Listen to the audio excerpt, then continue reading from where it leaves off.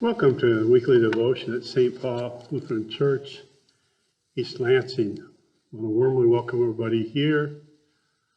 Today I want to talk about Mark 4:30-32, where Jesus tells the parable of the mustard seed. He also said, with what can we compare the kingdom of God, or what parable will you use for it? It's like a mustard seed, which when sown upon the ground is the smallest of all seeds on the earth. Yet when it is sown, it grows up and becomes the greatest of all shrubs and puts forth large branches so the birds of the air can make nests in its shade. This is a great lesson because this tiny mustard seed grows into a shrub in which the birds can make their nests. And it's interesting because this spring we had a mother robin that built her nest in our arborvitae tree, and it was interesting to watch because when she did it, she took the building materials, this small bird building materials, and she hung them on the sides of the arborvitae, which held them, be it grass or twigs or whatever, and went about building this nest and worked very, very hard, very patiently, very hard. And it was remarkable what she constructed because even though arborvitae is not a mustard bush, it gives you an idea. Here this tree had this nest in here that was well-rounded, a perfect receptacle for her eggs, a good thing for her to sit on to hatch the eggs.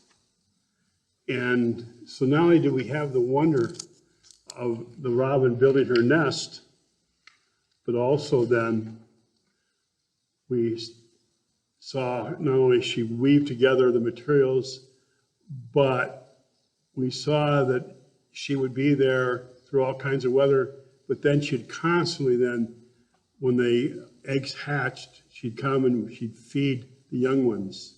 She'd fly in, she'd get flying in, feeding them. And so it was quite entertaining to watch this transpire. And it was about hatching a new life. Now we're excited because my wife and I, we had our 10th grandchild, Alexander, and Mary's with them right now out west. And this is a new life. This is God's creation, and just love abounds. And I think about that mother robin. I think about the parents of Alexander, our new grandchild, and how they will nurture and patiently and persevere as being parents to make sure that Alexander has the best. Knowing also he has an ace in the hole, and that's his big brother. That's Hudson. Hudson will be there to help out in all that. And we know Hudson has a really good, very kind heart, a good temperament. And we know he'll be an excellent big brother. And we know that Alexander has excellent parents. So we celebrate that.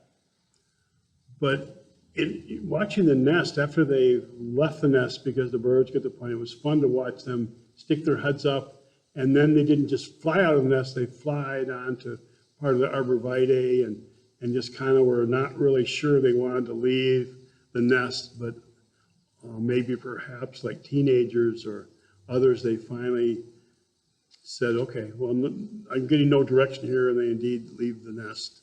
And then you look at the nest, and it's just something awestruck by the wonderness of this nest and something that simple, that small.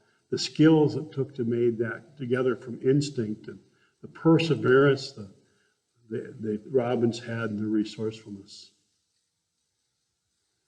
In the shade of the tree, the bird has the freedom to construct something very practical and very life-giving.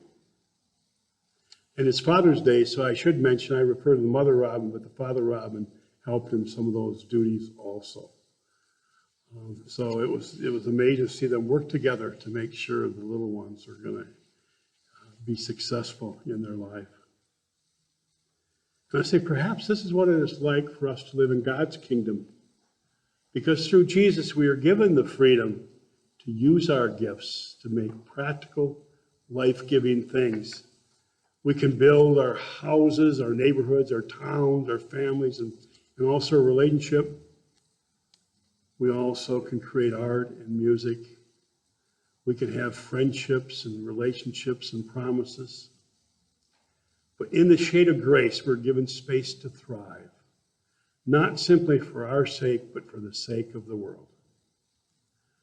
We can gather in these things in the resurrection life, the resurrection life of forgiveness, of kindness, of mercy, compassion, and most of all, love.